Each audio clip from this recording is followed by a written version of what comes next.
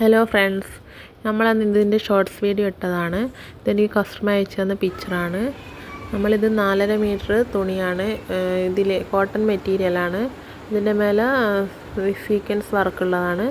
നമ്മൾ ബെൽറ്റ് വെച്ച് അതിൻ്റെ താഴെ സിബും പിന്നെ ക്രീപ്പ് ലൈനിങ്ങും കോട്ടൺ മെറ്റീരിയലും പിന്നെ സ്റ്റിഫുമാണ് വെച്ചത്.